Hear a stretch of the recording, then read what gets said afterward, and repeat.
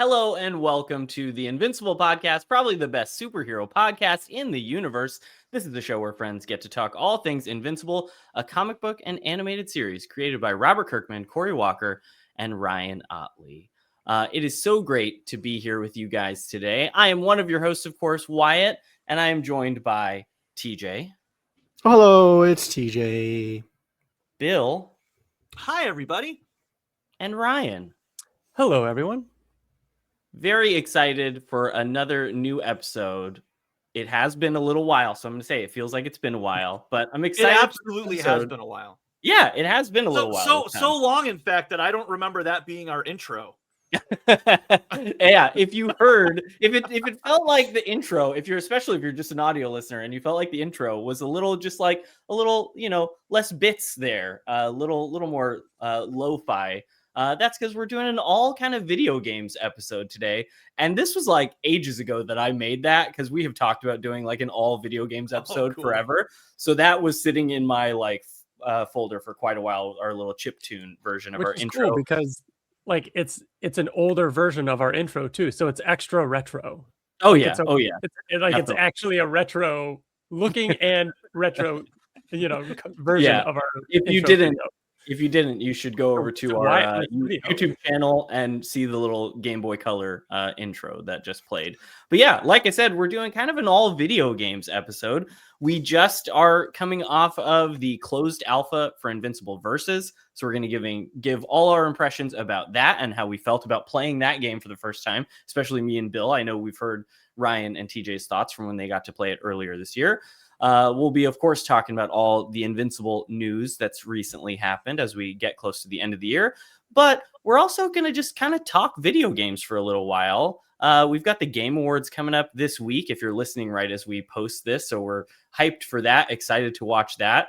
And there was a trend that was going around a little while ago called the 10 Games to Know Us, or 10 Games to Know Me, where that people were posting pictures. Kind of Funny, who we're big fans of, kind of turned that into podcast topics as well. And I thought that would just be a fun way for us to, as we're in the video game season, Invincible is really making its way into video games in the biggest way it ever has. Just take a podcast episode for us to all chat about the games that we would put on our list of 10 games to know us. So that'll be kind of our main topic that we're coming into a little bit later today once we get through our impressions and the news. So I'm excited to dig into that. That's right. Of course, if you are a new listener, we do occasionally get into spoilers. I feel like this one will probably be pretty safe where we don't get into too many spoilers. Yeah. We'll probably be fine there. But just be forewarned, we have read the comics. So if you're a show-only watcher, we occasionally will get into some spoilers. If you'd like to email us at any point, you can email us at theinvinciblepodcast@gmail.com. We love to read messages that you guys have sent. And then, of course, over on YouTube, please feel free to subscribe, leave a thumbs up, a like on the video. That always goes a long way to help us getting seen by other Invincible fans. And without further ado, we can get into some of the Invincible news that has happened over the past few days, few weeks since we've covered it. One of the big ones just recently. More than I expected, too. Yeah, there is quite a bit of, even though we're in, a bit of the lull between seasons, we've got quite a bit to talk about. We have some new Invincible Funko Pops to talk about. And TJ, it's finally happened. It's about goddamn time, Skybound. And Pop. That bloody Rexplode one is on point. Look at his fucking hand. It's his frustratingly eye. It's so good. It's Yeah. probably the best Funko Pop I've ever seen. And I'm not kidding. It's awesome. Yeah, they really nailed it with both just the regular Rex, but the beat up Lizard League Rex is fantastic. We were texting about how even the blood streaks down his face. It's so clear they use references from the show and just really nailed all the details. So very cool. We got Rex, we got the Chase variant of Rex. That's the bloody version. And then we have Nolan in his Thraxon outfit and an Alan the Alien, which is a retailer exclusive. Did it say which retailer? That one is. This is still just an early image. They don't have a release date. It's still pretty early. But no, I don't know which retailer it will be.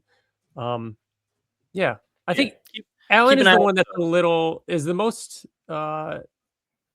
confusing to me. It just I like Funko Pop specifically, Funko Pop specifically are very identifiable by the eyes, right? It's always just the like very clear black eyes, and Alan just having one giant eyeball in the middle. It's a little different. Is that Mako? Is Mako taking over Bill's camera? Yeah, he's being rambunctious. Sorry about that, guys. He's a fan of Funko Pops. He's excited, Yeah. Next piece. Go TJ. Sorry. Felt like we should talk more about there being a Rexplode Funko Pop, but I mean, I like that we got the regular one and we got the variant too. And Omni-Man, like we knew about Rex and Omni-Man, but Alan definitely came as a surprise because I don't think that was previously announced before it was like the official announcement. So that was cool to see that one. And I mean, I'm getting a decent collection of Invincible Pop figures now. Yeah, TJ, I have a question. I think the blue suit mark is out very soon, if not already shipping. And then, of course, we've got Battle Beasts. I'm sorry, the black and blue is shipping soon. And then there's the Battle Beast that we saw recently. Very cool. TJ, you just came back from Disney, did you not? I did. Did you lose your voice, or are you sick, or are you... No. Have I just not heard your voice in like 2 weeks? Is that what it is? Yeah, probably 3 weeks. It's probably, this is jumping ahead to more video game talk, but it's because me and TJ have been in Speranza on the Rust Belt in Arc Raiders, and we've just been getting toxic and shouting at people in that game. Okay, so that's probably why his voice is a little bit gone. All right. Going on to some more Invincible news, the Art of Invincible Season 2 book is now out, which is super exciting. Very, very cool. And to my knowledge, Ryan, do you know they haven't announced anything about if they're doing another like signing event like they did with the first one, right? No, I think that was very much a like just like the introductory, the kickoff, the celebration of doing this thing. They have not announced a second one as far as I can tell. That book for season 1, I don't have my season 2 one yet. Ryan just showed his because he's got his, but the season 1 version is like one of the coolest just behind the scenes art books that I have, because I have several different art books. Like I love to grab a concept art booklet of different games and different movies, and it's really incredible. So I'm excited to eventually get that season 2 one. I'm about halfway through it so far, and it is still just as incredible as the first. There's such high quality, put into this. The introductions, the spot gloss on the cover, everything about it is just really, really great. So it's one of the, like you were saying, like it's one of my favorite pieces of Invincible merch that we got. Yeah. It's great. It's just another one of those things where like you see how much love and care is put into even like the smallest details. And like one of the things that we want most, I mean, I think we did a whole episode about like merch dreams or whatever. And I'm willing to bet, you know what, if I find that episode, I'll link it in the description. But it'd be fun to go back and see what actually came true, because I feel like Funko Pops were on there, the art book is on there. So many different things. Yeah, a video game. Yeah. So many of the things that we had wanted have come true. And one of the things though is that we're still waiting on is some sort of physical release. Like we don't have this, like we can't watch this if you don't have internet or if you're going to someone's house or something like that. Yeah.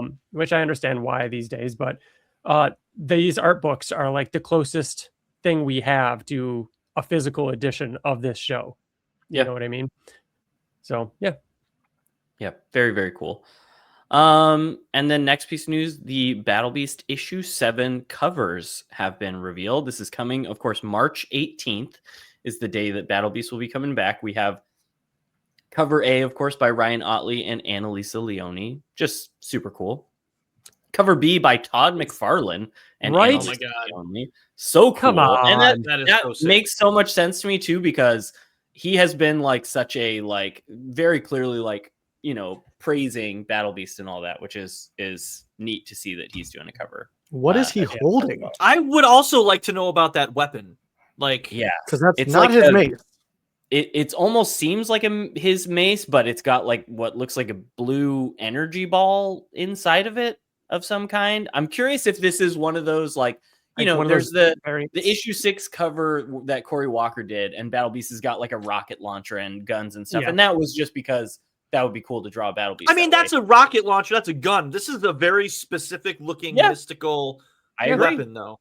I agree. It could end up being something that you know, is part of the story. So it looks like it could be a part of a Blue Spaghetti Monster. Just saying. It's the blue spaghetti core that he's got inside. Blue spaghetti meatball. It's a meatball. There you go. Oh, we got cover C, which is a 1 in 10 like connecting cover by Chris Burnham and Brian Reber. I think I'm saying Reber. Chris Burnham's great. I know EJ Sue was the one that did the connecting covers for the first arc, so it's cool that they're bringing back the cover C being a connecting.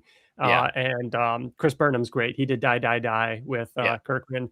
But seeing General Krieg on there again, is this one of those things where it's like, oh, he's in the comic, but will this actually happen? Yeah, it's very interesting. I love too that like.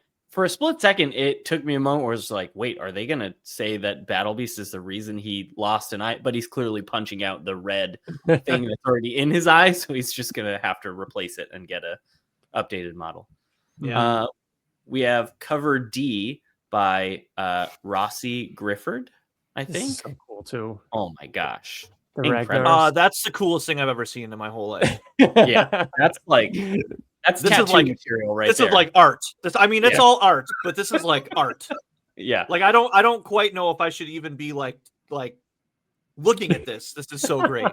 Holy shit. Yeah, that's gonna be great in person. Wow. Yeah, that looks super, super cool.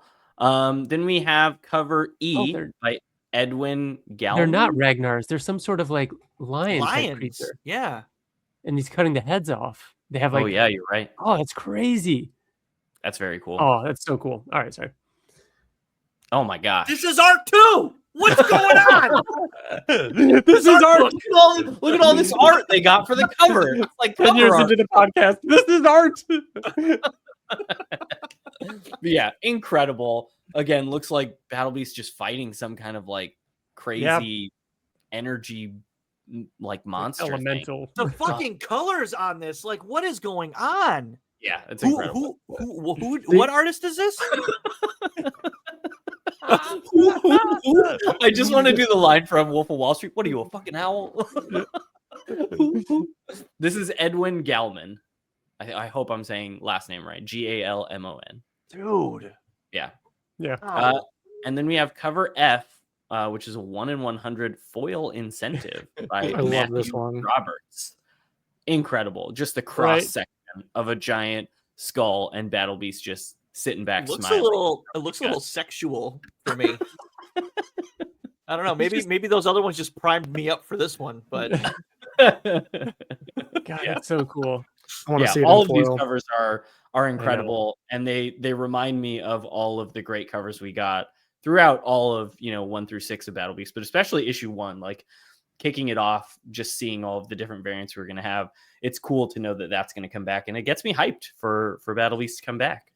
I would spend lots of money to get multiple of those covers. I think that this round is way stronger. Not saying that the other ones weren't. These are just that or are you fucking saying good. That maybe they should try to quickly organize a blind if they did another blind bag. And then we buy another 75 of them. 75 all day. That's insane. Go back and watch our 75 Battle Beast blind bag live stream if you didn't see it. I did. I had a friend that that had read all of Invincible and is a fan of Invincible. He hadn't read Battle Beast yet. He just read 1 through 6, like basically in one sitting recently, and was like blown away by it. And the end completely rocked him. Like, God, it's so exciting. It's a good series. You know what? I'm gonna reread 1 through 6 definitely before we get 7. That's gonna be a fun read in one sitting. Yeah, for sure. And then beyond Battle Beast, some more cover art that was initially teased, and we had some little speculation going on because Ryan Ottley was teasing just an image from a cover that he did that was clearly a young Nolan in his Viltrumite gear. He then revealed was actually a cover for Capes issue 4. So very cool to get just more cool Ryan Ottley covers. Which I forgot. I remember Chronodial being a big deal at the end of Capes, and I want to say no one showed up. Chronodial is referenced in Invincible a couple times. He might have even been shown in a like montage or a flashback or something, but that's where you know him from. I think maybe Invincible Universe. I mean, you also read. I did. I did. Capes. I did Capes. Of this, I'm certain. Especially now because he looks pretty familiar. But yeah. But pretty cool cover. I think it looks great. Yeah, for sure. And then most recently, news-wise, Invincible Versus, which we're going to talk about more in just a bit, has teased that they are going to be crashing the Game Awards, that they will be there as part of the Game Awards this Thursday, December 11th. How cool. And that they are going to be revealing the new original character created by Robert Kirkman and Cory Walker for this video game.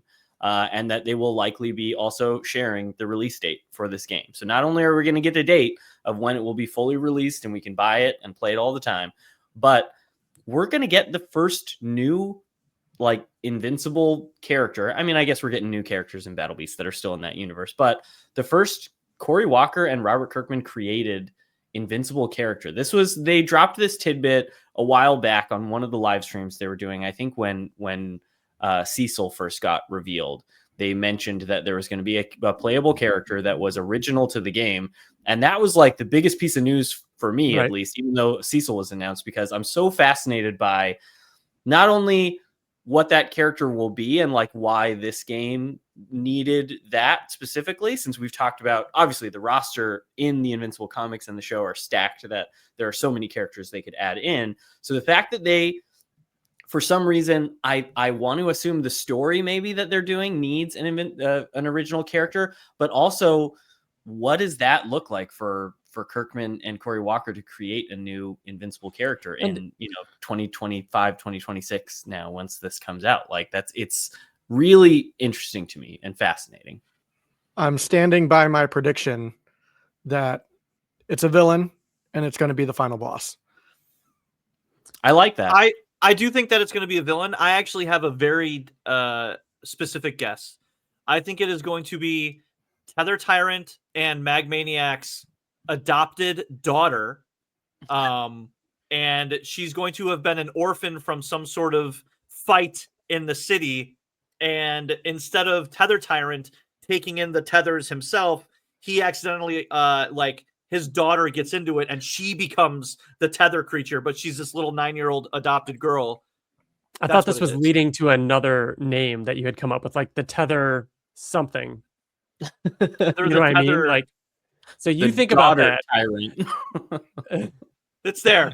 It's there. There's something there. Yeah, there's something there. Get Bill in the writer's room. Get Bill in the writer's room with you guys. I mean, we do see somewhat, in new in-universe characters with the show here and there. You got your boss baby or whatever. The business baby. Sure. Business baby. You've got things like that. But what makes this interesting is that they have, this is a fighting game. Like, this is going to be very specific about very specific characters, and you only have so many different spots, and there's so many different Invincible characters to choose from. Who gets a spot, and at the end of the day, who didn't get a spot in lieu of somebody coming in and replacing them? Because you think the show, I mean, everybody's getting in the show. Is every character we ever want going to be in this fighting game? I mean, likely not. Tether Tyrant might not make it, but this original character will. And they're going to give this.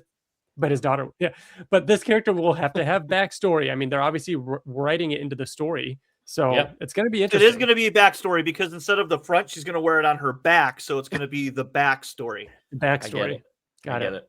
That could be her hero name or villain name. Backstory, I think most of all, what I'm hopeful for, what I'm like, again, it could be just that it is a not random, but a villain, so that you have an original kind of final boss to defeat and, fully kill in this game that is going to be so violent.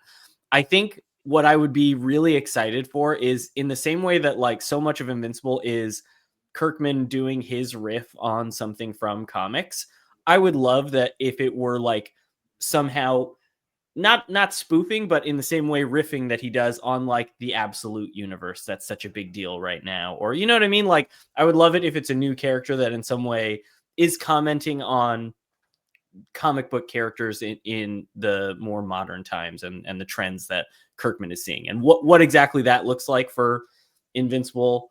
Who knows? But or commenting or satirizing fighting games. True. Or games exactly. In general, like what they did, like how we talked about how they do it in comics. How are they going to do that in animation and TV? And then they did it, and it was awesome.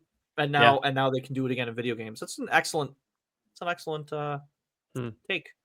But either way, I've since they mentioned that, I've been super fascinated. So to know that we're going to get a reveal of that at the Game Awards is very soon. Super exciting. Any other, like, I know it's slightly off topic, but we're going to talk about just general video games in a minute. Anyways, what's everybody's like Hail Mary? This is like what you'd be most excited to see at the Game Awards. Is there any reveal that you guys would like? Should we do that before we talk about like our favorite video games? You're right. You're right. Feel like maybe that is away. Maybe that is telling. So we'll wait, and we could always circle back around to that if we have time. And you know what? We're definitely going to be talking about the Game Awards afterwards. I mean, upcoming, we will have our looking back on the year episode, and we're gonna want to talk. We haven't talked about it yet, so we don't know how we're gonna do this yet. But we're definitely gonna want to talk about this new character, whether that's a short video or something later on down the line. But we'll have more opportunities to talk about it. For sure. And that kind of, before we jump into our main topic of the 10 games to know us, the Invincible Versus, the closed alpha happened. It was a couple of weeks ago at this point. I know we got to hear Ryan and TJ's thoughts of their experience with it. Bill, you and I had not played it until this closed alpha, and you are the least enthusiastic about fighting games, I would say. What was, now that you had a weekend with the game, we did a little live stream where we were kind of playing, trying to play each other, but there's no private matches yet. So we did get a couple of lucky matchmakes there. After a weekend with the game, Bill, how are you feeling about Invincible Versus? Has your hype level changed at all? Are you looking forward to it more or less? How are you feeling about it, Bill? Yeah, I think that I had a preconceived notion of fighting games that you had to be good at them, like, and you have to like know how to like do moves, and somehow fucking you're Neo and you can like you have Spider-Man like reflexes. But after Ryan was like, and you guys were all like, no, they're not like that. You literally just everybody is button mashing. I'm like, oh well, fuck it, and then I ended up beating everybody, and it was a lot of fun. I mean, there is a strategy within the chaos, and I think that it's way better, way more fun than like a slow-paced Mortal Kombat. I think Mortal Kombat is more like attuned to, it's so slow that you can kind of do the combos and figure stuff out, whereas this is extremely fast-paced, and switching the characters, whether they come in to help you or actually come in. Yeah, it was really fun. I'll buy the game now. Like before, I wasn't really, anything. I was excited about the alpha, but now I'm like pretty excited about it. Yeah, especially with the story mode. Oh yeah. That I think will be a huge, especially for us. Obviously, I think the story mode for us is going to be the thing that's most appealing, since the four of us are not huge fighting game people. And I've had, like I've said before, I've had some experience with tag fighters that are similar to this in Dragon Ball FighterZ, but I had a blast with it during the alpha weekend. I feel like Rex and Cecil became my like two mains that I played the most, and that third slot was kind of rotating between different ones as I was trying things out. But so much fun getting to play around with the different ranged attacks, the different like traps that you can lay down. Like you said, Bill, it can be super fun if you just jump in and are button mashy and just like seeing who can get the upper hand, but then getting to actually like learn, okay, Cecil's, down this button does this, and I can make it more powerful by doing this. And how can I use that when I'm trying to keep my distance? Became really fun. And like, I was getting whooped in most of the online matches I was doing, especially later on in the weekend, because I think people who have played fighting games more than we have can probably pick up on those things quicker than we can. But yeah, I'm so excited for this game to come out, not just for the story mode that I think we'll be really excited for, but I can see myself like getting lost in, jumping into matches and just playing around with characters. And TJ, Ryan, you guys played it again. Obviously, I know you guys got to play it before, but that was a little different where you had, I think, more time with it now, probably. Any updated thoughts? How are you feeling about Invincible versus now? I played it quite a bit that weekend, like a lot. And like getting to pick your core 3, it took me a while to kind of get what my core 3 was. But once I got it and I played with them more and more, everyone plays very similarly to where you can pick any player and still do the exact same combos no matter who you're playing with, which I think is cool. And also, like my core 3, I've learned that like if I'm playing against Ryan and Ryan's doing a certain thing against me, I know well enough that I could be like, all right, well, I'm going to need Invincible to counter that. So I'll switch out and I'll bring in Invincible. If they're backing off and they're not coming toward me, oh, I can use Thula for that. So I switch out and I bring in Thula and then I can counter it. Like it's learning those types of things just make the game so much more like seamless and just more fun. Just really like learning how to kind of master it. Because they are all similar, but they're all different in their own rights too. Yeah, like it's nice that they all have the same like button, you know what I mean, like the same moves essentially. Yeah. But yeah, the same presses and everything like that.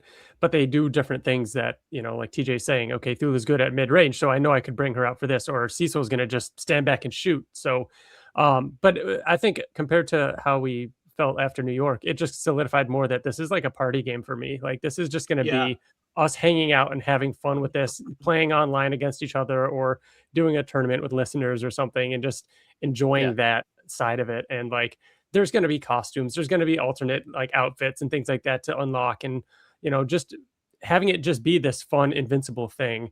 I think there's enough there that just because you're not going to like really go in hard and to figure out all those combos and how to absolutely destroy people and rank up online. It's great that that's there because that's how these games, live. But, there's still enough there even if you're not into that. So I can't wait. It was cool to play with Robot and Monster Girl. Robot's a ton of fun. Yeah, very cool. Very much looking forward to the Game Awards to see a little more and find out when we'll be able to buy it ourselves. And that pretty much covers all the Invincible news since the last time we talked. So we're going to get into our main topic, which is not the other stuff show. It's kind of another stuff show. We're talking about some other stuff because this is our 10 games to know you. So to kind of reintroduce the prompt here, this was a trend going around on Twitter, on Instagram, where people would just say like 10 games to know me, and they would post a picture with 10 games photoshopped around them. So it's not necessarily the 10 best games you've ever played or the 10 favorite games of you. It is just a prompt, 10 games to know me. So since, you might want to get to know all of us as gamers, I gave that prompt to the guys. We've all made an image that has 10 games to get to know us. We'll each talk a little bit about them. But before we do that, as we get ready to talk about each of our lists, the other 3 of us are going to try and guess and figure out how many can we predict on each other's lists. Because you all obviously have known each other even longer than I've known you. But at this point, you've all known me and I've known you guys for years at this point. And we talk video games all the time and are constantly talking about the stuff that we love. So who should we start with?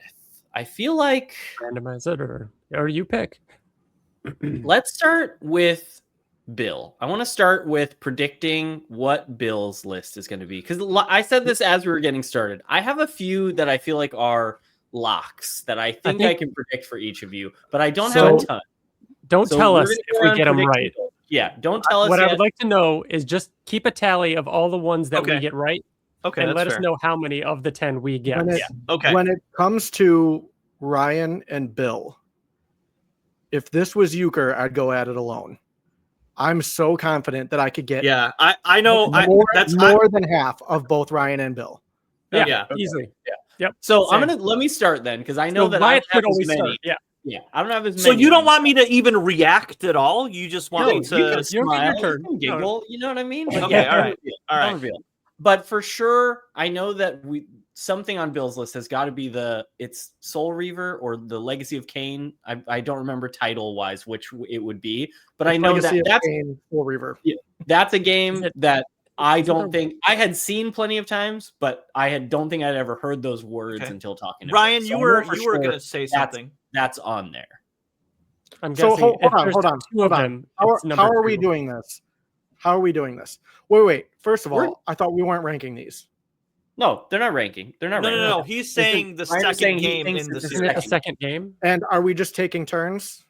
We're just bouncing. We're just talking. We're just talking for a while, seeing how many we can come up with. Tallies, I'm trying to get the tallies. You know what I'm saying? You can win if you want, but there's no competition here. This isn't our looking back episode, TJ. You can't win. You can't win the game. We're just talking. Okay. I can win, and I'm gonna. TJ, do you have a list that you just want to run down for each of us, or are you just going to kind of shoot from the hip? I have a list in my head. Yeah, let's brainstorm though. So you guys agree Legacy of Kain is on there. What else is on Bill's list? I could see Bill and I talk about Metal Gear enough that I could see a Metal Gear on the list. And that one's going to be number 1. Yeah. I could see I don't know, one. Does he like Snake I could see 1? No. 2? I don't know. I haven't talked in enough detail with anybody about Metal Gear, but with Bill either about Metal Gear. But I think it's 1. Yeah. A Metal Gear will be on the list for sure. Which one it is, who knows? Okay. Silent Hill. Silent Hill. Again, that one's it's going to be one of the Silent Hills. Yeah, there will be a Silent Hill for sure. That's a good call. Resident Evil. Obviously, Resident Evil is the big one. Yeah. Now, how many? Is there going to be more than one Resident Evil on it? Is the question. Because I know we all played this game, right? Where we go, oh, do I put 2 of this on here? That's taking up 2 out of my 10 slots. I know. Do I spread the love around? So I will say that I did not put multiple games within a franchise on my list. Cool. Okay. So there is only one. I was specific. So if you chose Silent Hill, I did choose a specific one. Yeah. If you said Resident Evil, I did choose a specific one.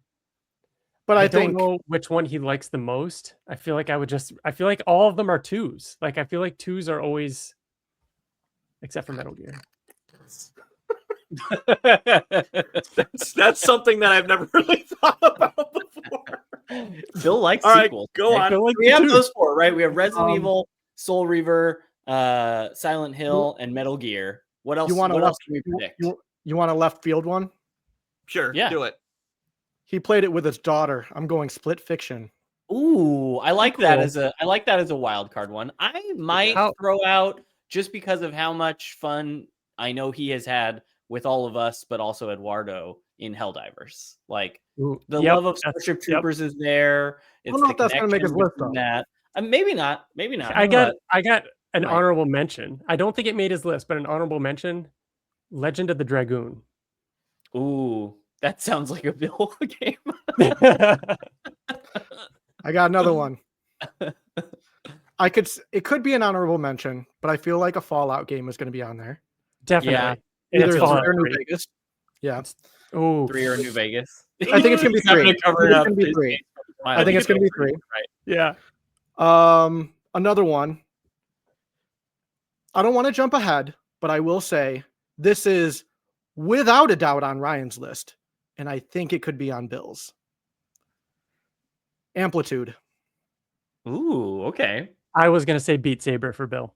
I think Beat Saber is more Bill because the family aspect and how became.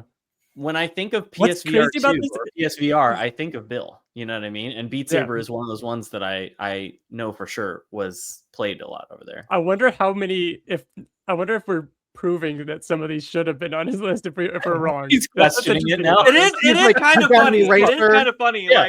Yeah. But we're locked in. We're locked in. I don't have any other locks that I know, because again, you guys have. I have a lock. Okay. A lock. Okay. There has to be an Arkham game on there. Probably. I was going to ask. It's been so long since the Arkham games that I feel like we don't talk about them as much, that I don't know how deep all of you guys went into the Arkham games. Is it Asylum or City? It's right. It's probably City. I was going to say between those two, it should be City. I feel like Bill. I feel like it's City. I feel like it's City, but I could feel. But I know it's not. Hold on. If Bill is talking about it and explaining why he put it on his list, I can see him going Arkham Asylum because the three of us would go to Best Buy and we would play it on the like the demo. Yeah. You know what I mean? I don't think it's crazy. I feel like he would put Asylum. So that's go ahead. Alien Isolation. That was on my list. Yeah, there probably should be an Alien. Is it that, or is it that other sci-fi? It's going to be an Alien movie. Is it that, or is it? I think there should be an Alien on there. Is it that, or is it the one that is definitely on TJ's list? You guys, I had Isolation. You guys have nailed me. I'm a basic bitch, apparently. The only other one that I could think of that I don't think we've mentioned is maybe a Mass Effect. I was thinking that too. Mass Effect 2. I think that you might be right because of the fact that I think it might have been before we decided to do this podcast, but Bill did text me like 2 weeks ago and was like, Wyatt, have you never played a Mass Effect? It was just out of nowhere too. Yep. So I think that you're definitely right. I think he was making his list and then he texted me about it. So I think you're right. So you guys have gotten 8 out of 10. Nice. Oh my God. And you have gotten one of my honorable mentions. Nice. Were the other two, or at least one of the other two, a very recent game? No, they're both very old. Okay. Well, in terms of yeah. Can I just say, if Split Fiction is on there, I mean, come on, that was pretty smart. That was pretty fucking smart. Good pull. That is a good pull. You want to reveal? You want me to present? And you can talk a little bit about which games you put on there and why. And video image. I think you guys are gonna nail me. I presented my screenshot. It is in there. I think one of you guys there it is. Hey. All right. Oh there my it God, is. No way. Oh, Parasite Eve, not Legend of the Dragoon is on and there. Asylum too. I knew you would say Asylum. Yeah. Nice. So all right. So here, let me explain. Let me explain myself.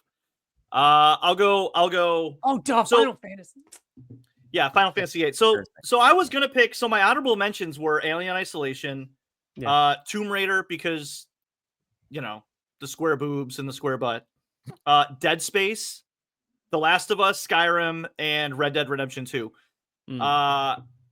Those are you guys picked. Skyrim, Split Fiction is good. Amplitude was going to be on my list, but these are the games that, whether they were PS1 era or PS2 or current, as in like PS3, are the ones that like they made me like this type of game.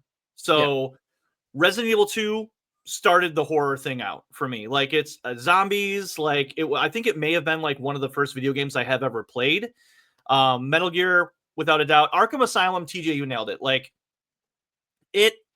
Arkham City, we liked Arkham City because Arkham Asylum was like the first Batman game we ever got that was like, holy shit, we're Batman, Fallout 3 was one of the first like huge RPGs. It was going to be Skyrim, but then Fallout 3 I played first. Legend of the Dragoon, one of the best RPGs I've ever played, like JRPG. Final Fantasy VIII taught me to like what love feels like for Renoa and the jealousy with Cypher. Parasite Eve, I would play that in my room with Sarah, my sister, and I think it may have been the first video game I actually bought with a gift card, and I had no idea what it was. I think I went into KB Toys and I just picked it up. I'm like, this looks kind of cool, and I had no idea. Silent Hill 2 is probably one of the best video games I've ever played my whole life, and Soul Reaver 2 is the best time travel game, movie, anything. It is a perfect time travel thing where it does not get anything wrong. What always happens, and there are no, like, in my opinion, there's no loopholes or like, things left to be undone. So those are the games that, like, I like The Last of Us because of these games. Like, and I love, that's pretty much it. So that's it. Good job. You guys nailed it. You nailed it. Alien Isolation was like right there, but I feel like I couldn't put it because other horror games made me like horror. You know what I mean? You definitely, like, without spoiling too much, your most recent game, we have listeners right now that are older than your or younger than your most recent game. Yeah, Just putting and that that's why I felt okay putting Mass Effect 2 on there was because 15 years old. That's why, because I was like, that's so like. I love it. No, that was great. And honestly part of the appeal of this, as as somebody who was not gaming with you guys in the teen years, when you guys were much younger, is that I'm getting to learn a little more about like your, the ones that kind of shaped you. And I'm sure the listeners in the same way are being turned on to certain games that they haven't even heard of necessarily, or heard us mention once or twice and stuff like that. So very cool. Very cool. Yeah, like I said in the chat when we were talking about doing this, it was like, these are the games if you are going to make a bill. And that is so true. Like all of these in a blender makes a bill. That's cool. Yeah. It does. I feel confident about it. All right. So who do we want to jump to next? Ryan, TJ, do either of you want to go next and have us start guessing? I think we should switch it up, and I think we should do you, Wyatt. Okay. All right. I'm down. Either Ocarina of Time or Majora's Mask. I'm gonna go. Oh my god, I did write down. Sorry, I did write down guesses for you guys. I was going through my notes, I forgot. And Bill, I wrote down Parasite Eve. Come on, nice. Come on, was counted as 9. We got 9 out of 10. Helldivers wasn't on there. Really? Okay. Yeah. All right. So Wyatt is definitely Majora's Mask. Majora's Mask. Is it Majora's Mask or is it Breath of the Wild? I think Breath of the Wild. I think. Oh, Wyatt, can you tell us if there are multiple games from a single franchise? Oh yes, on this I can confirm the same as you that I have only one game per franchise. Oh fuck. He didn't put Breath of the Wild. It's Breath of the Wild. I think he probably did, but I'm gonna say he didn't, and he probably did Majora's Mask. This is a challenging part of the podcast, Bill. I have sympathy for what you just went through because I want to talk so much. Yeah, but I can't. Yeah, it's hard. I also okay. Go ahead, TJ. Sorry. Because I know how much you loved it, and also with your son Grayson, I'm going Astrobot. That was going to be one of my guesses too. God of War 2018. He has the axe behind him. Elden Ring. Ooh. See, I'm trying to think of like what other games would be older that he would like, because we know the new games. Did Wyatt like BioShock? No, it's too scary. It's a good game. The game take all horror out. How about the game that Wyatt talks about the most? Hades. I feel like that has to be on his list. He could have put Hades on it. I think maybe there has to be a side scroller. There has to be a platformer side scroller, whether it's Hollow Knight, but that's too new. I think it was Hollow Knight. But something that inspired that's like old school Metroid, like Metroidvania. Yeah, like shoot, did he play a Castlevania or something? It's weird talking about him. Those in the room. Those are older games. Like, what would be a game on like PS1? I feel like that would be the soonest era, or N64. Oh, Mario? Would Mario 64 or like Banjo-Kazooie, one of those platformers? What's the Odyssey? I could see Odyssey being, because didn't you play Odyssey? I can't remember. Oh, that's I thought you played Odyssey. I could be wrong. I mean, a Metal Gear might be on there, right? Oh yeah, Metal Gear Solid 2, all day 2. Yeah, it's Metal Gear Solid 2, 100%. No, wait, did he like Snake Eater? I don't think he likes Snake Eater as much as 2. And spoiler, this is on my honorable mentions. Celeste. I feel like there's a side scroller that I feel like it's amazing music, amazing story, and it's that kind of right. I do love that. I feel like any Metal Gear fan you talk about, we just did the same thing about Bill, where you go, "Oh, is it 1 or is it 2? Or do they like Snake Eater more?" Like you do the same. I can't remember which one is the favorite. Oh wait, maybe you put 1 on there. No. Oh, Ryan, you like 2 a whole lot. In fact, that's the only one that you played, I think, isn't it? No, I've played 1, 2, and 4, and maybe 5. Okay. No, 1, 2, and 4. 5 was great. Phantom Pain was excellent. Yeah. Wyatt, I'm trying to think. I'm just trying to like look at a console in my mind. GameCube. What's the fighting one? What's a shooter? What's the fighting one? The Nintendo fighting one? Oh, Smash Brothers? Smash Brothers. Ooh. I think Smash Bros is probably on there. Not bad. That's not bad. Yeah. All right. Can we ask some a hint? Is there a first person shooter on there? Yes. So what first person shooter is it? Halo? Is it like Halo 2? What can you tell us? Is it a console exclusive? When you said Halo, it might be. I can just reveal. I'll be honest. Are we so far? You've gotten some good ones so far. I don't think quite as many as the 8 out of 10 or 9 out of 10 that we got of Bills, but definitely some ones I was not expecting everybody to get. All right. Should I reveal? Yeah, do the reveal. Or do we have any last guesses here? Let me find mine. Oh, I feel like there's gonna be one that kicks us. There's gonna be an obvious one. Yeah. All right. So here's my 10 games. I knew that one. Celeste is up there. So Celeste, definitely one of the more modern, like pixel art side scroller games. And you nailed it with the music. Like Celeste came out the month that I started making music again. And its soundtrack is like, I credit it as part of the reason that I'm still making music right now. Like it's the soundtrack for that's incredible. The game itself is incredible. It's so good. So that's Celeste. Top right. Pulled out Elden Ring. TJ nailed it with Elden Ring. That's a more modern one for me because I had not. Hades, yeah.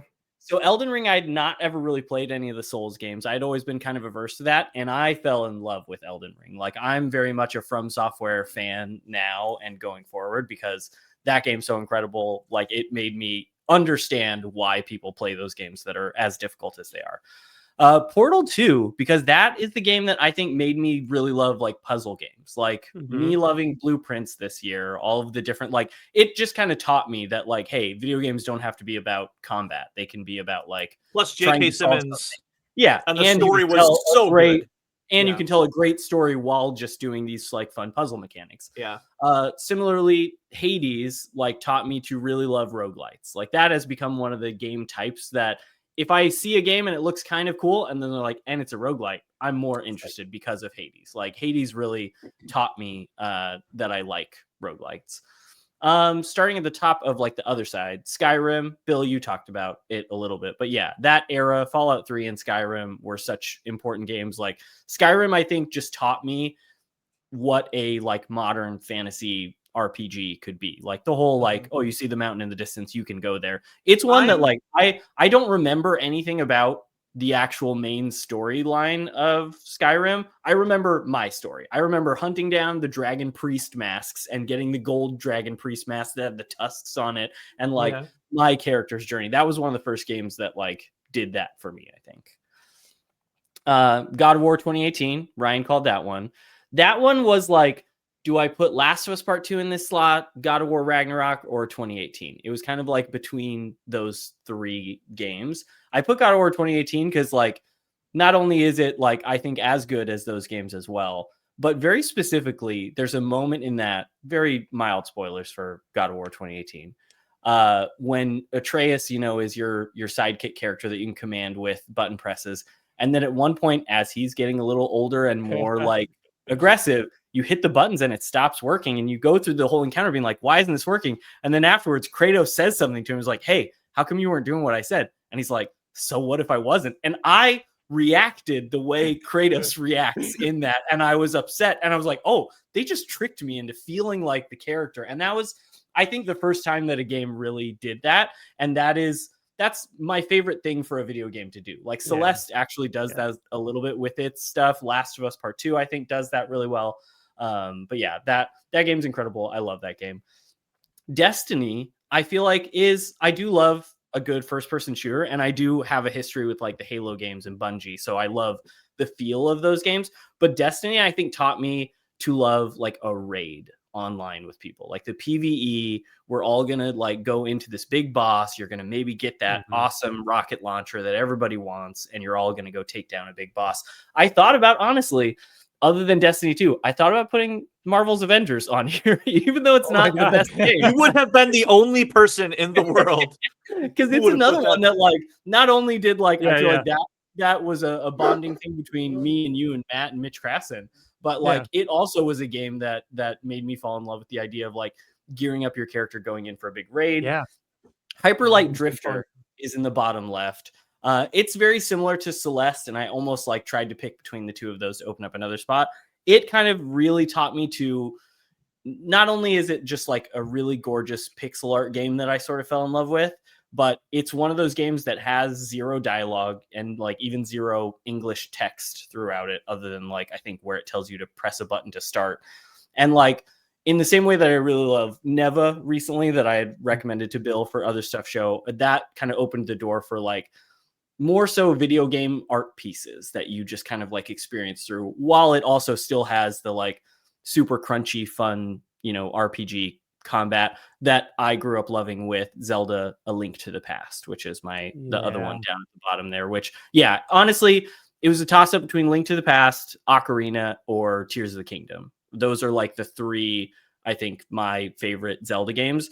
Link to the Past is probably my earliest memory of playing a video game. And it was like it's still what I think of when I just think about like a hero's journey type of quest. And then, Metal Gear Solid started like just the idea that video games can be more than just like a game that you're trying to get through. And it can be like a director that is telling you a story. And Metal Gear has since become one of my favorite franchises of all time. But that's my list. This is what I would agree with all of this. I would say that this is the era where you live, you're very strong in like the PS3, Xbox 360 like era, you know what I mean? For sure. With the roots in the Zelda and the Metal Gears and the that type of stuff. For sure. But it was very hard. Like I said, there was little ones here and there, other Zeldas. I could see myself putting like Metal Gear Solid 4 over Metal Gear Solid 1, because that one is just kind of like a big love letter to 1 anyways, and it's just sort of like the ending of the you kill two birds with one stone with that exactly. one. But Metal Gear Solid 1 is incredible. I have played everything except for 3 games on yours. I'm gonna guess more than Bill's. Elden Ring. I know you haven't played, right? Correct. Hyperlight Drifter. Correct. And here you go. You've mentioned Link to the Past before. Yeah, but you played Destiny. You played Destiny 2, but did you not play Destiny 1? Played more 1 than 2. Oh, interesting. You never played Skyrim. I've never played Skyrim. Wow, that's great. Skyrim is a game. Skyrim is a game more so than Fallout 3 that like that game taught me that I could just like be. I don't have to do anything. Like I can just like enjoy this experience, and like I love Skyrim. We were just playing I was over Ryan's yesterday and we were playing Gloomhaven, and he had a music on, and I'm like, that's Skyrim. You barely even, I didn't even hear it. Like, I don't know how you pulled that. Hours of if you played Skyrim when it came out in 2011, that music is like ingrained in your brain for what an epic fantasy feels like. You know what I mean? Dovahkiin. Yeah, dude. There are so many like iterations of that song that I own. Metal versions, Celtic versions. All the versions. All of them. All right. Wyatt, so that was my 10 games. Next? That was a good one. Let's go with TJ. Let's go with TJ next, and we'll save Ryan for the very last. So for TJ's, my Uncharted. Hold on. Everyone, 1 second. Before you guys start guessing, in order to make it fair, there's 2 trends going around on the internet. One is 10 games to know me by. The other is 10 games that define me. And I kind of did a myriad of both. So I will say that there are like some favorite games of mine that maybe didn't make my list. Yeah. Okay. Same. I think you're in the right ballpark. Yeah. The first thought that came to mind was some Devil May Cry for TJ. Definitely There's Devil gotta May be Cry. something Devil May Cry. Is it the DMC that he had me play for the other stuff show? Do we ask or TJ is the it one of question? the more classic ones? You know what I No. mean? I TJ, already did said. you? I already said. Like I did not do multiple of Okay. In a of a franchise. series. Okay. Yep. And shit, which one is it? Is it DMC or is it It's not DMC. It's not Devil May DMC. Cry DMC. 1? I think it's between 1 and 3, Oh, maybe okay. 4, and that's Give why I us think that 4 he though. prefaced by saying like that defined him or Yeah. made him, because I think that Devil May Cry 4 defines him. Yeah. I think I lock in at 4. As a- Uncharted 1. Uncharted 1. Uncharted 1. It's not even a Unless he question. put the 2, unless he put 2, Okay. but I would say Uncharted No, 1. he didn't put 2. No, See, this is where I am learning new things because I don't know TJ as like an Uncharted. Oh yeah. diehard. The fact that was your first one to think of is awesome. If he's going old school, similar to Uncharted, there would be a Crash Bandicoot on there. But I don't know if he's doing like Crash Team like Racing. That. Crash Team Racing. That's a good pull. Probably. That's a good pull. I think that's something that is on both of yours. Is a Mortal Kombat game, and I don't know, but it's not a fighting one. It's one where you actually mentioned this one. Could be Tekken Tag. We grew up playing that. Ryan just wait. Isn't it Mortal Kombat like Shaolin monks or something like that? Yeah, you guys multiple times. Yep. Such a good but I game. don't know. I knew it. Which Batman game is going to be on there? City? I think his is City. City, but I think that it was a bait and switch, and he could also have Asylum on there. Yeah, I could see Asylum as well. I do just want to say, because also I love the Arkham games. Played all of them. They're fantastic. Arkham Knight is the best of all 4 of them. Also, that's the craziest shit I have ever heard. Yeah. I love that you say that though. We can have a whole nother show where I will debate anybody on that. I think that it is. I think that it is the cleanest gameplay. However, it is not the best Arkham game. I think Batman Arkham Origins is the best story. And I remember not being as high on Knight when it first came out. When I first got my Xbox like a year or 2 ago and Starfield was coming out, it's on Game Pass for free. And I was like, oh, I'm going to play Knight. I haven't played that in forever. Incredible. Had the best time. I need to replay it. It's so I've only played that one once. Yeah. Bill, I need your help with this one. Which Dead Space did TJ put on there? Oh, yeah. Dead Space got to be on there. I think so. Dead Space was on my honorable mentions. And I think that 1 would be a game that made him. And again, I think 2 is what defined him. TJ will die on that hill of Dead Space 2. Yeah. I would also throw out there, this was another one that like I debated when I was looking at that Destiny Marvel's Avengers slot. Fortnite has become how many hours I was thinking that too. TJ and the 3 of us really thrown into Fortnite and how that has become a very unique on there gaming experience. Be an honorable mention. Yeah. TJ, there is absolutely a Splinter Cell game on your list, and I think that it is probably Conviction, or Blacklist. But Blacklist is a little bit too new. But we had a lot of fun. Didn't we do the multiplayer on Blacklist, like the co-op? Mm-hmm. Yeah, we played the fuck out of that game. Yeah, that was a very good one. I don't think you would have put The Last of Us on your list because you put Uncharted on there. How many do we have? How many have we guessed, or how many have we gotten? I think there was How many have we gotten? How many? TJ? I didn't say. Did he? Can you tell us? He would have. So I do have it on my computer now. Would it be just easier just to send it to you though, Ryan? You bring it up. It's up to you. Did we guess enough to justify us revealing already? I'll stop guessing. You text it to me before I see it though. Honorable mention. I don't know if you put it on there. Was that Racing Apocalypse game? Forgot what that was called. It was like Motorstorm Apocalypse. He said it. He said it with like such like stoic like Motorstorm. I will say I struggled. And what's that other in a long time? Oh, never mind. All right. Okay. Do you want? Okay, so did you send it to Ryan? Do you want to know how many you got? Yeah, how many did we get? Did we get? You got. If we got less than 5, then I think we should keep going. You got less than 5. What the fuck? Wow. But you got all your honorable mentions. But out of 5 honorable mentions, you got 3 of them. Yeah. Okay. Okay. Yeah, so we're on the right track, but man. Yeah.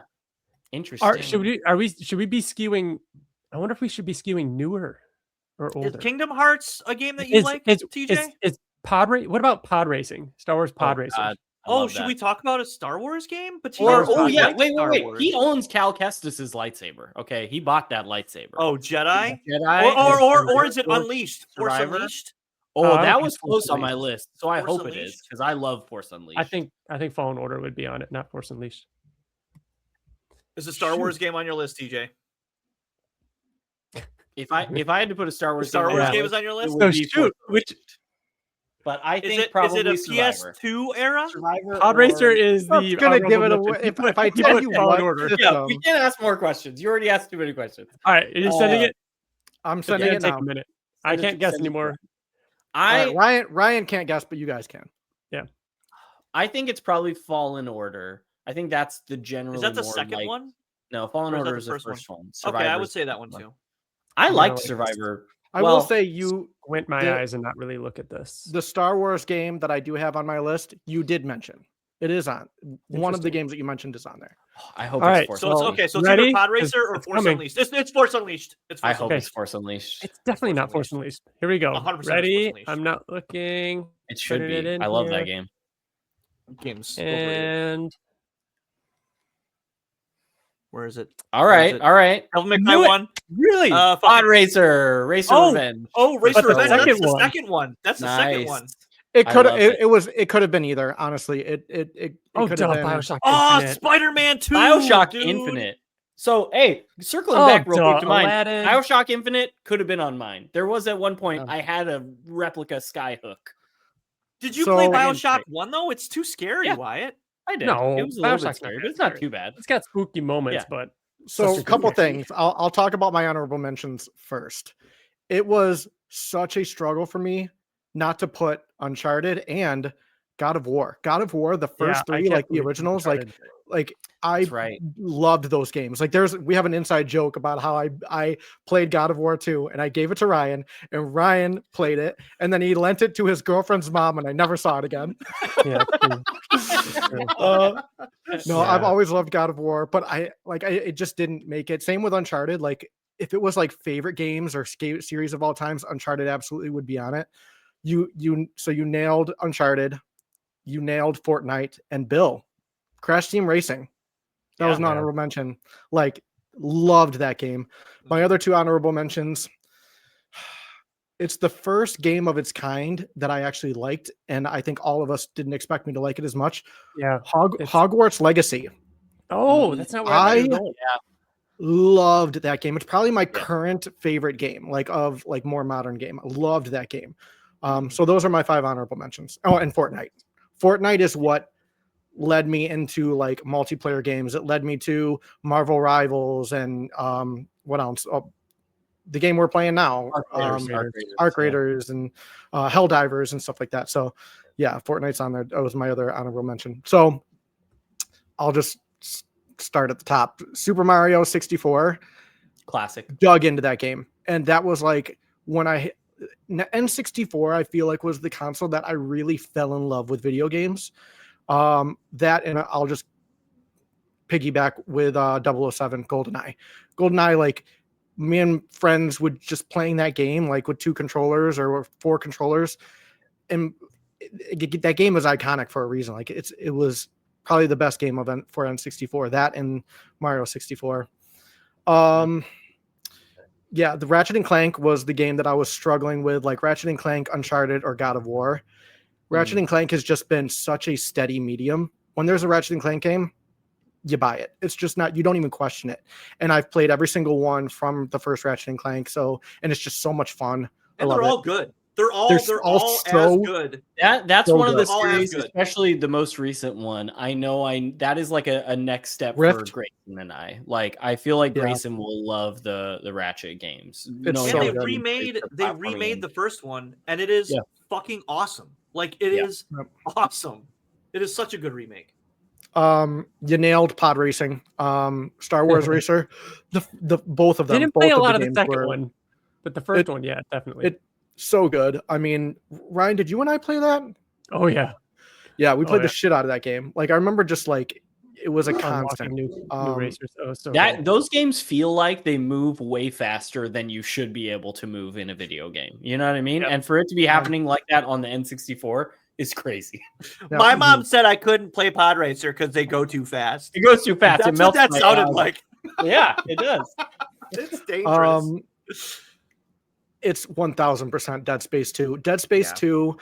Going back on the Ishimura after I was gonna say that, TJ. Down, I was surprised you didn't, because that's the debate we always have. But like the ship, the main ship in Dead Space 1, like it breaks down, it like, you know, and it's abandoned, and you go back on the ship and get to see, and the first time playing the game, first time ever playing Dead Space 2, you already know where things are, you know where to go, like knowing the ship, and it's like all broken down and like desecrated. I love Dead Space 2, and I think it's the scarier game. I know most people disagree. BioShock Infinite has the best ending to any game I've ever played. I remember feeling sick to my stomach. The finger, oh my God, I get chills. I get chills now thinking about it. Like I originally was like, oh, I have to put BioShock on here, and originally it was going to be like, oh, it's clear cut the first one, but my heart said Infinite. BioShock Infinite is my favorite of the BioShock games. So much to the point where I remember it was back when loot box was a thing, where you could buy the little nerdy loot box thing, and one of the first things I got from a loot box was it was a blank key that you could go and have like made to fit whatever key you wanted. But it was her necklace that had the bird on one side and the cage on the other side. To this day, my house key is that, and when you turn it to unlock the door, the bird is face up. When you lock the door, the cage is face up. Oh my God! Every time I look at my keys, I think about that game and how much I love that game. It's so TJ, good. I am genuinely shocked that you like BioShock Infinite enough to put on your list. Like, it is. It's not. He talks about BioShock. A lot. BioShock Infinite is to like multiverse and like that crazy fucking like thought process as Soul Reaver 2 is to perfect time travel. I was going to say, when you were mentioning time travel, that BioShock is what I think of the way you were describing Soul Reaver, in the way that it's like they're playing with rules that shouldn't work and should break this game, and somehow they pull it off in such a way that's so. And also, sorry TJ, I know that this is your list, but the fucking DLC for BioShock Infinite where you go to Rapture as Elizabeth. Her name's Elizabeth. I don't think I ever played that. It's Elizabeth. What? It's great. The DLC. Ryan, DLC is the ending. It's the ending of the game. I mean, kind of. You have to. It's the best DLC I've ever played of any game. Dude, you have to fucking play it. Yeah, you have to fucking play it. You got to watch a playthrough of it, dude. You have not completed BioShock Infinite. That's cool. Sorry. We talked today about like everyone talks about like, why don't they just do a Superman game? Because it's so hard. It's impossible. Arkham City is impossible. That game cannot exist, and it does. And to top it all off, and this goes for the entire series, but to get the original voice cast of the animated series is insane. But yeah, like City is the first game that like did a truly open world, and not only that, but the story. You had all these villains, how it connected back to Strange, like, but you still had the side stuff with Joker and like Calendar Man, and like Azrael was in a video game. That's insane. It's impossible, but it happened. It was so good. The story was incredible. I love that you like Night more than City, because I do think that Night gets more shit than it deserves. I loved Arkham Knight, but City is the game for me. I'll be the first one to admit that like the tank controls in the Batmobile are not the most fun mechanic. I think that's what most people think about because there's so much of that. But to your point, TJ, of like how great it is to get the cast of the animated series back to give performances. Obviously, like we're not worried about spoiling too many things for these games, but Mark Hamill's performance of the bits that we get of him in Arkham Knight are my favorite performances of Mark Hamill's Joker. Like, and that's saying something. Like there are so many scenes in that game that like blew me away, especially on second playthrough. Yeah. I think I think that he is less obviously of a character in Arkham Knight, and it's all great, but Arkham City he fucking crushed it. Yeah. It was crazy. They're incredible in all of these games, or in all three of them that the main cast is in. Yeah. But yeah, it's so good. Aladdin, Sonic 2, and Bubsy, which was an orange cat that collected yarn balls, were like the 3 games that I had for Sega, and it was like my earliest gaming. And I fell in love with Aladdin. I literally have Aladdin on my PS5 right now that I play like frequently. I love that game. I remember playing the Aladdin Genesis game, and the level where you're escaping the Cave of Wonders as the lava and stuff is falling. Mm-hmm. I remember being real stressed about that as a kid. Yeah. Spider-Man 2, I think, changed all of video games. It was the first truly open world that we know of today, like how we know of it today. Yeah. And it was just the perfect game. Plus, it's the best fucking Spider-Man movie. They still replicate the core mechanics of that game in the fucking Spider-Man games that everybody loves now from Insomniac. It's the same game. The Insomniac games are resting on the shoulders of that game for sure. Yeah. Spider-Man 2, definitely one of my favorite games of all time. And if there was a game to define me, I know we're not ranking them, but it is clearly number 1, Devil May Cry. The entire series. And like Bill, like you said 4 is my favorite Devil May Cry, but like it all started with 1. And I remember I've never to this day never been so excited like for a sequel. Like Devil May Cry 2 was coming out. Oh my god, like freaking out about it and like saving up money and like doing chores around the house and shit just to get like trying to get this Devil May Cry 2. Like Devil May Cry is also, I think, the only game, definitely the first game, where I literally hit credits and immediately started it again and then just played it all the way through without like stopping. Nice. Like, Devil May Cry 1 was the first PS2 game I ever saw. My brother had gotten a PS2 and that game together. And it's the first thing I ever saw on a screen from PS2. And it just blew my mind. Like that game is so good. I remember when you're walking up, it's the first like gameplay part, and you're on the island and you're walking along the side and the flag is blowing in the wind. And I was just like, this is crazy. Like this is real life. This looks insane. Fun fact, TJ, Devil May Cry was supposed to be a Resident Evil game. Yeah, it was supposed to be a setting for a Resident Evil game, and then they changed it. Yep. I will say, because I'm not super familiar with the Devil May Cry games. No, not to spoil too much of the other stuff show coming, but I did play DMC earlier this year. We'll give more thoughts there.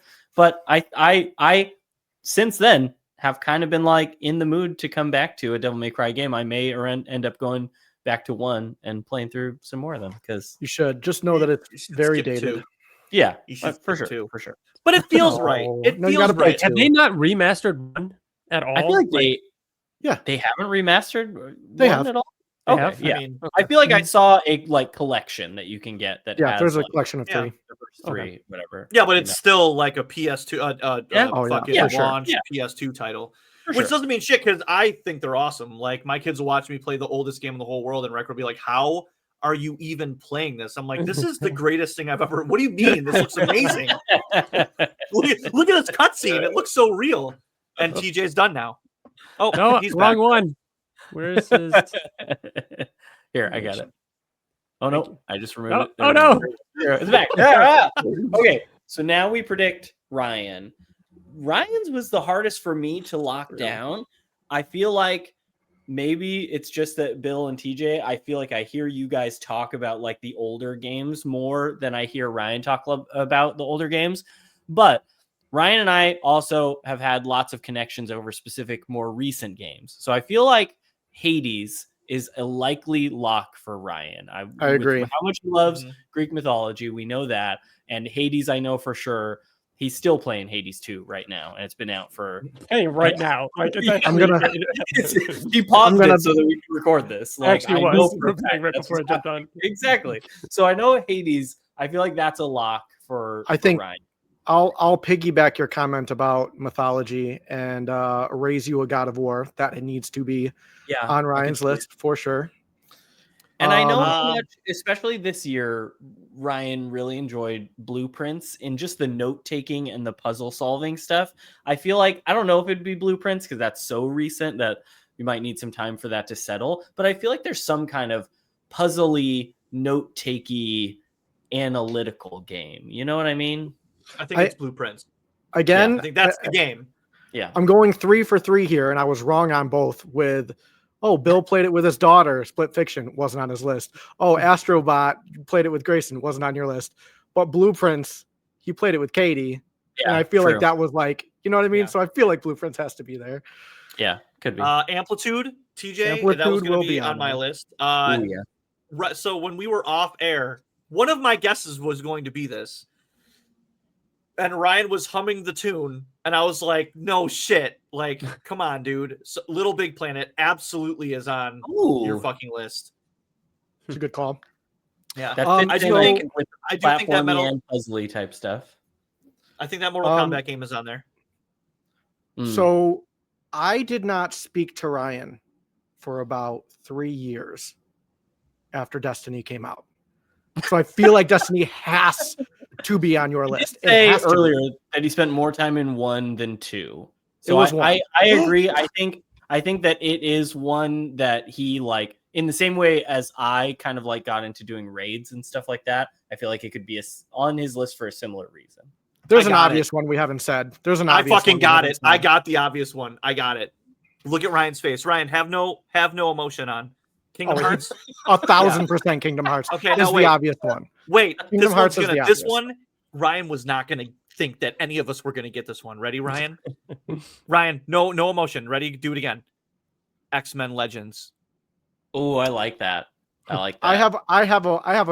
Is that the one? That's the top-down one, right? Where we would play and then you'd fall asleep and be running into a wall because we played for like hours and or like or is there like a Marvel Ultimate Alliance on there, or even just Alliance, like the old? I thought was the for one. me, for sure, like the old. I want to say, was it Genesis or Super Nintendo? The like X-Men game where you could play as Cyclops and Nightcrawler and all of that. Oh, Marvel vs. Capcom or. No, not necessarily that. It wasn't a fighting one. It was like a side scroller, very much like the Aladdin game. It was an arcade game. Yeah. Okay. So I'm going to throw 2 Okay, so first of all, I'm going to say Arkham City is there. Arkham City is on the list. I'm going to throw 2 super left field ones out there. And this is just based on how long I've known Ryan. And if I'm right about one of them, I'm going to feel so good about myself. I'm going to throw Tony Hawk Pro Skater on there. Oh, great fucking guess, dude. Yeah. Great guess. And I'm also going to, and this is one, if I'm right, I'm so proud. I'm throwing Pokemon Snap on there. Ooh. Because Ryan dug into that. I felt like Ryan always used to talk about that game too. It's a classic. I mean, for sure. I've got one just because it's like near and dear to my heart with Ryan. I don't think it's on there. It wouldn't surprise me if it wasn't though, or if it was. The first Gears of War. Ryan bought. I remember, like either you bought your first HD TV. I can tell you the story. You're close. It was actually Dead Rising, and I bought. Oh, it was Dead Rising. I bought an Xbox 360 and a normal, and I had a normal TV, and I went to plug it in and play that game, and you could play an Xbox 360 on a normal TV, but because it wasn't an HD TV. All the captions and everything like that were the font everywhere was you couldn't see unreadable. You could not read it. So I had to go and get a HD TV from Best Buy. It was a 720p HD TV for like $900, and I put it on a Best Buy credit card. And like 5 years later, I paid like $5,000 for that 720p HD TV. But I was the first person to have an HD TV, damn it. Yeah, it's true. And it looked incredible. It looked incredible. Incredible. And we also stayed up all night playing Gears of War. Don't get a Best Buy credit card, kids. Yeah, that 12 months zero interest, that sneaks up on you. Pay that shit off in 12 months. Just because we are the Invincible podcast, Invincible, written by Robert Kirkman, I could see Ryan doing a Telltale Walking Dead. Ooh, yeah, I thought about that. I was gonna put that on Bill's or say that for Bill. I do think, and I know you made a joke of it, Wyatt, but I think Avengers is on Ryan's honorable mentions. I hope so. You know what? It deserves to be on some of these lists. That game rocks, and I'm mad at the world for letting it fail. They were gonna put Ultron in it. All We right. never got it. Yeah, we never got Ultron. And my lab, and I think maybe another honorable mention, maybe Red Dead for honorable mention. Ooh, I like that. Oh, Red Dead Redemption, yeah, not 2, Red Dead Redemption. Okay, final call. That's all I got. All right. How many did we get? You got 7. Ooh, nice. That's more than I thought we would get. Yeah. I think you got one of my honorable mentions. I think I have 5. I have 6 honorable mentions. I will start by saying definitely no Gears of War. That was fun for the time, no Telltale. But Bill, Wolf Among Us, would that have been on one of yours? Is that close? I didn't even think about it. But when you said Telltale, I was like, fucking I know. Wolf Among Us. Yeah. Like, I should have. Really good pull, but it didn't make the list or an honorable mention, but no Pokemon Snap. But that's a really good pull. I love that game. Did you think about it? Planet, no, I forgot about it. But and even knowing it wouldn't, but it probably would go on an honorable mention. No Little Big Planet. It is an important game, but something else kind of takes its spot in a way, but you'll see. And I think the biggest omission that you guys called out that I did not put on it, but is close and probably will, but no Blueprints. My honorable mentions, though, are Metal Gear Solid 2, X-Men Legends, great call. Nice. Pulling that X-Men Legends, specifically 2, Apocalypse, come on. Yeah. Halo 2, like that whole time period, Celeste, Fortnite, and Grand Theft Auto Vice City. Those are all games that came close, but not quite making my list. Wow. So, pulling up my image here. If Destiny's not there. TJ, you nailed the one that you had hoped you would nail, though. Which one was that? Tony Hawk? Oh, Amplitude's on there. Tony Hawk's Pro Skater 2. Oh, Expedition. Hell yeah. Yeah. Oh, dude. All right. Kingdom Hearts, I knew. God of War, Destiny. I was gonna say a Arkham Portal City. game. I was gonna say Portal 1. Come on, dude. I mean, we've all said our games. Yeah. I feel like this just kind of looks like all of yours now. It is a little bit of we spilled our games and we don't know. Yeah, this is literally like the 3 of you combined. So I'll try and go maybe oldest-ish. Like, I mean, Super Mario 3, one of the earliest games I remember playing, having an NES. That is a perfect platformer, and I played so many hours of that and learning this split second timing needed to be really good at that game and like run through it, and the hidden walls and the warp whistle and all those little Easter eggs and things like that, I think created a love for gaming and for platforming, like reasons why I loved things like Little Big Planet or crazy things like Celeste. Like, it's because of Super Mario Bros. 3 and Super Mario World, to be real. Then, I mean, later on in life, Tony Hawk's Pro Skater 2 is that quick, instinct thing. I mean, it's that skating culture of being in middle school and high school that it was just amazing. It's 2000. It's 2000s, the music, late 90s, come on, the early soundtrack. 2000s. Anger, aggression, hate your parents. Like, it's fucking perfect. Well, Kingdom Hearts 2. I mean, I'm a sucker for mashups. I love, like, both in music and wherever. Like, a good mashup is great. And when I found out that this was a thing, all right, Final Fantasy X was almost on the list because that was the first time I had ever experienced any type of game like that, and it blew my mind. And I want to say it was like months after playing that for the first time, they're like, "Oh yeah, but this is a Final Fantasy game mixed with Disney, and you don't have to do the turn-based thing," which I don't have a problem with, as you see coming up. But it was just amazing, and it's obviously a wildly popular game. So Kingdom Hearts was on there. Amplitude. I mean, come on. Predates Rock Band, predates Guitar Hero. Yeah. Those songs still get stuck in my head. Like, they found a way to like bore into my head, and I still hum them, still, move my fingers like that whenever I tap the exact same motion for Amplitude. It's brilliant. It's an amazing game.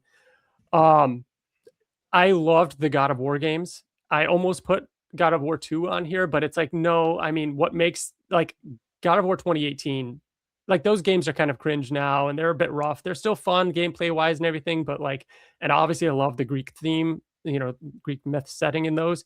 But what God of War 2018 did, I mean, Wyatt, you already talked about, is just it's a masterpiece. It's just a perfect game.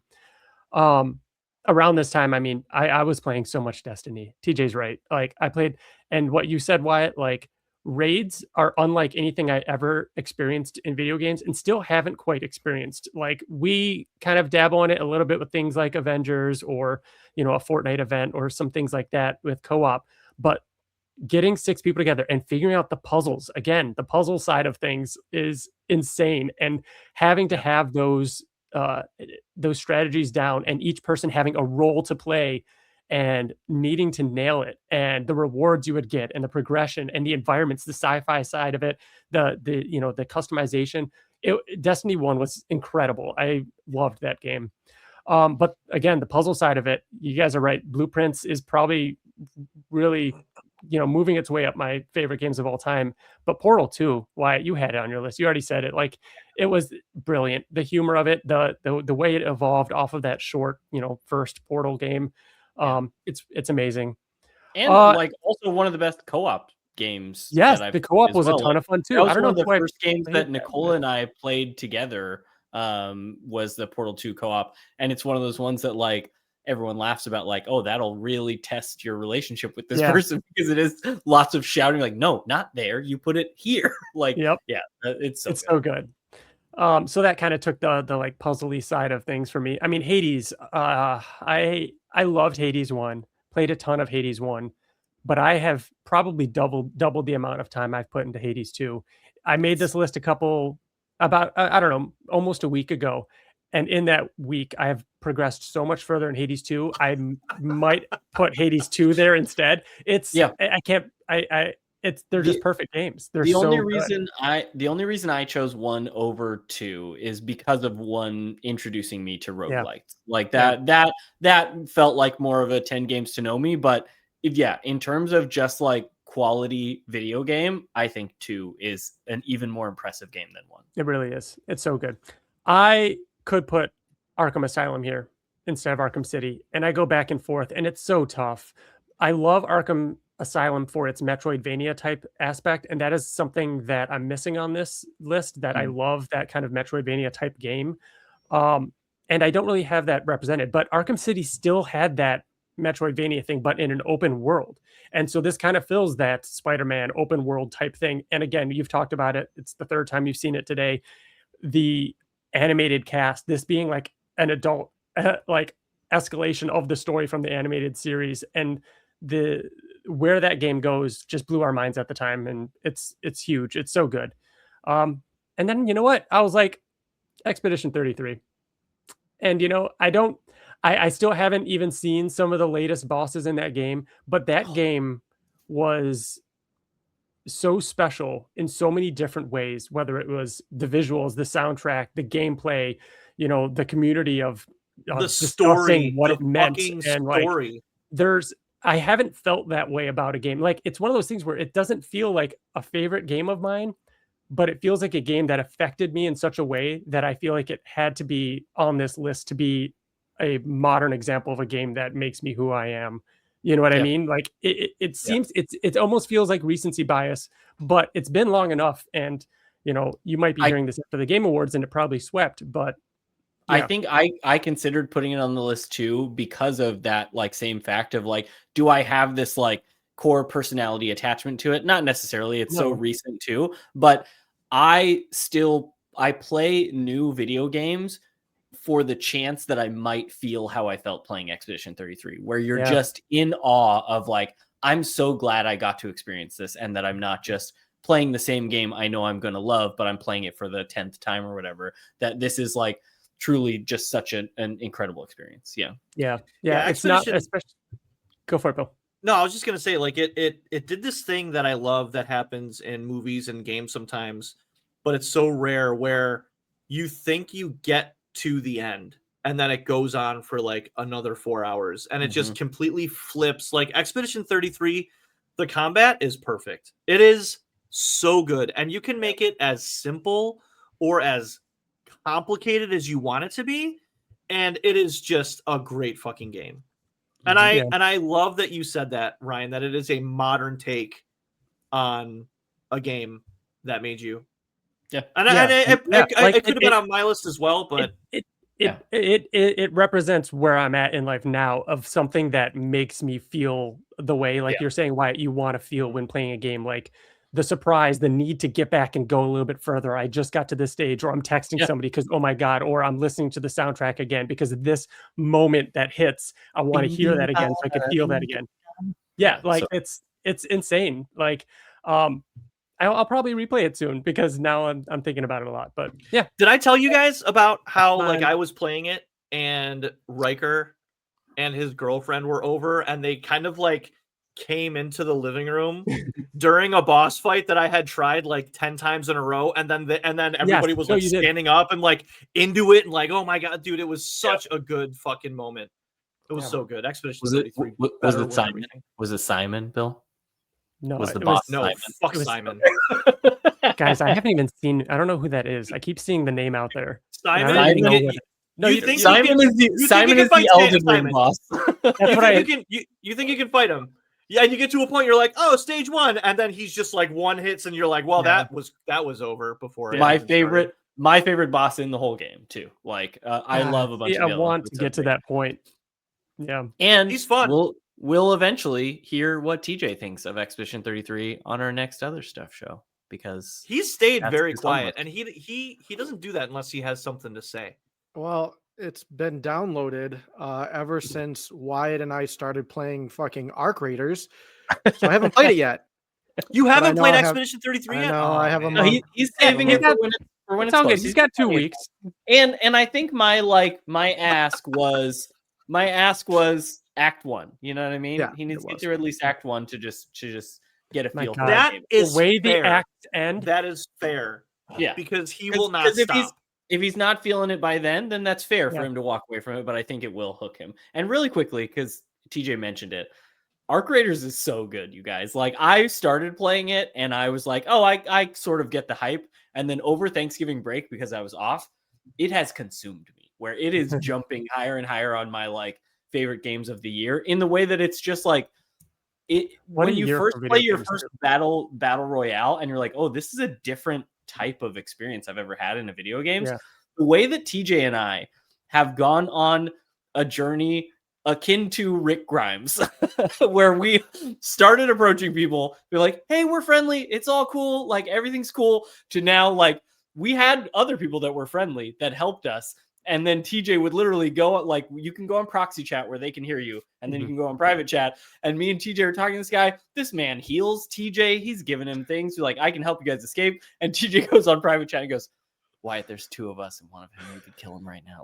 Let's kill him, take his stuff. I'm like, no, TJ, we can't go down that path. It's such a great game. It's very, very Did fun. you kill him? Did you kill him? No, we didn't. Good. Good for you, Wyatt. There was another situation where somebody showed up when we were in a very isolated area. We're up in a big tower and we're in a squad. Matt was there with us. And I saw him first and he was running up and down. He was like following me. At first I thought it was Wyatt or Matt. And he was following me. I was like, oh, like I was like immediately talking to the guys and like, there's a guy up here. There's a guy up here. Yeah. And I get on proxy chat and I'm like, I was like, are you cool? Like, is everything good? Are you good? Or like, is he going to attack us?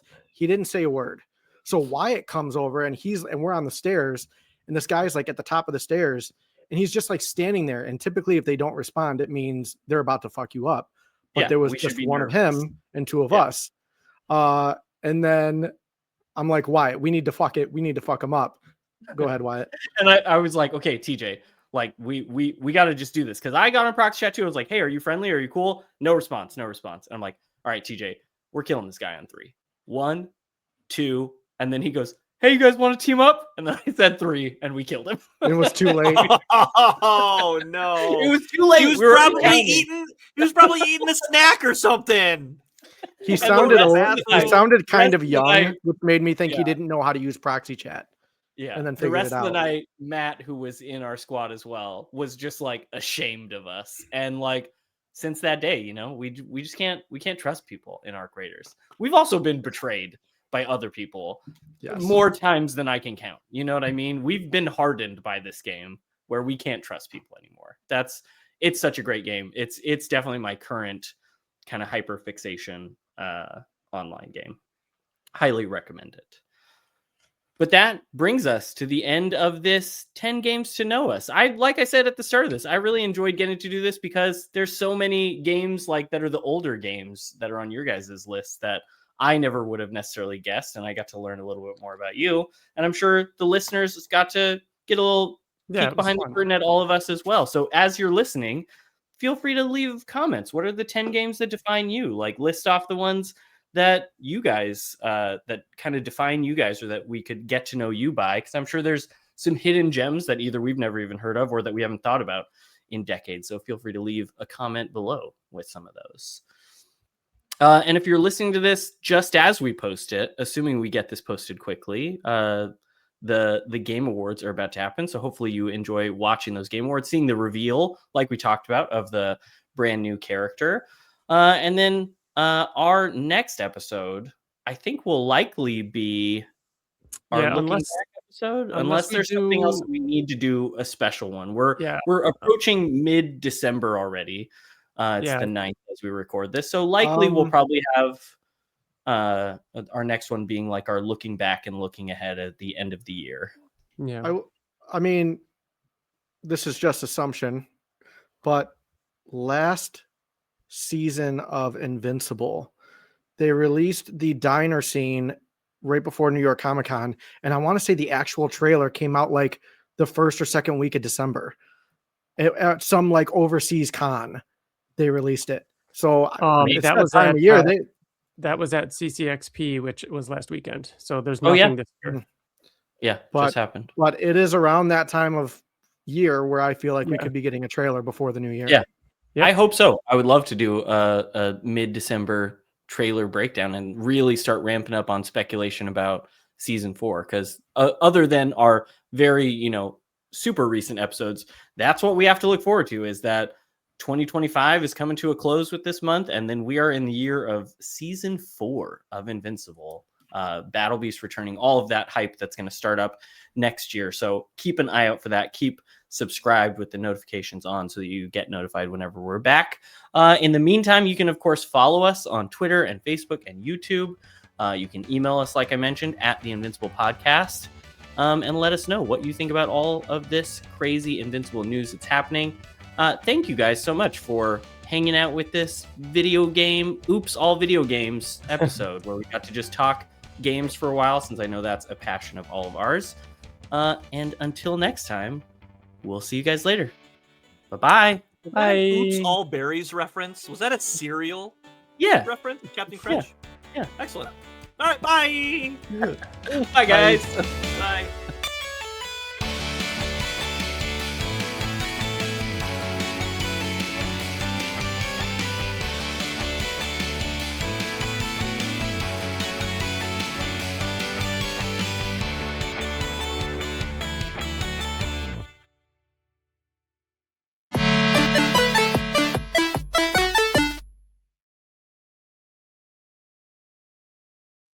Hello and welcome to the Invincible Podcast, probably the best superhero podcast.